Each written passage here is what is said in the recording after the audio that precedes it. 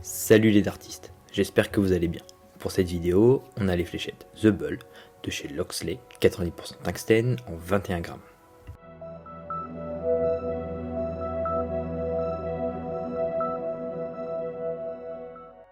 Sur l'avant de la boîte, en haut, on a le nom du modèle, le poids de 21 grammes et la mention pointe-acier.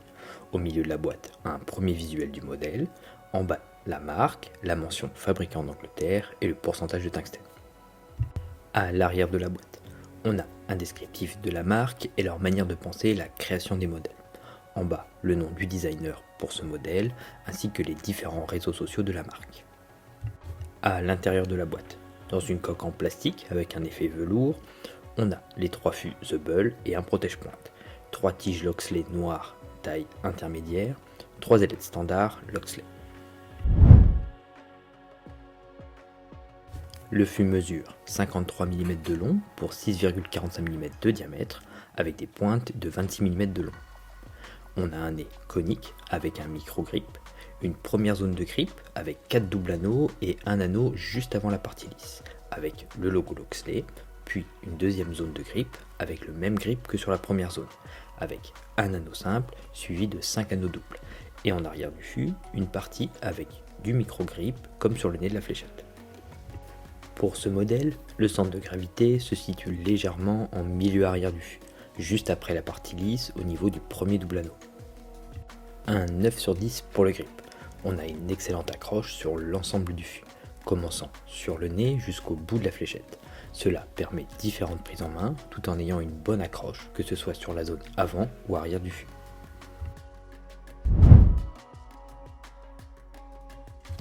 On a une excellente sensation d'accroche au bout des doigts avec une très bonne prise en main.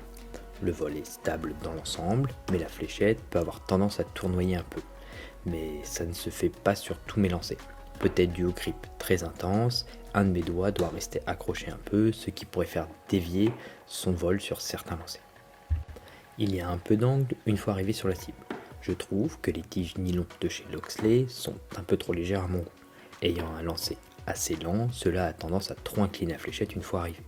Cela peut être compensé avec des tiges plus longues ou plus lourdes, un lancer plus puissant et ou un setup plus adapté en fonction de chaque joueur.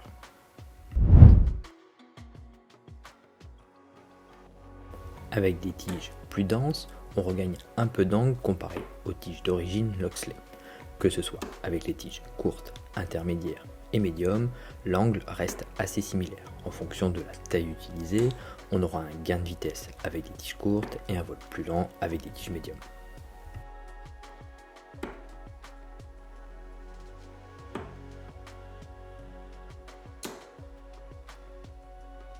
Les ailettes de plus faible portance s'adaptent assez bien avec ce modèle, car les fléchettes sont en 21 grammes aussi. Même si on garde un peu d'angle une fois arrivé sur la cible, cela fonctionne bien. Avec un poids plus lourd, il faudra adapter avec un lancer plus puissant.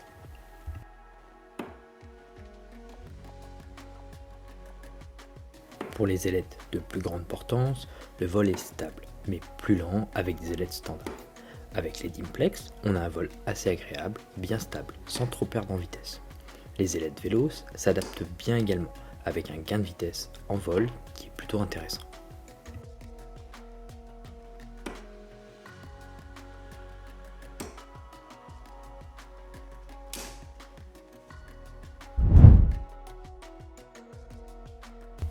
Pour ce modèle, j'ai choisi des tiges Titanium Pixel Grip de chez Target avec des ailettes standards Cult de chez Target également. Pour résumer, on a un très bon modèle, le grip offre une excellente sensation d'accroche au bout des doigts, en particulier sur les zones avec les doubles anneaux, mais le micro-grip est bien efficace également. Pour des joueurs appréciant des grips intenses, les fléchettes sont très agréables à jouer. Une prise en main au niveau des doubles anneaux avant ou arrière reste l'optimal pour ce modèle, même si une prise en main tout en avant ou tout en arrière du fût est aussi possible grâce au micro-grip. Des fléchettes permettant de s'adapter à différentes prises en main et types de lancers, nécessitant une combinaison tige-ailette adaptée pour en profiter pleinement.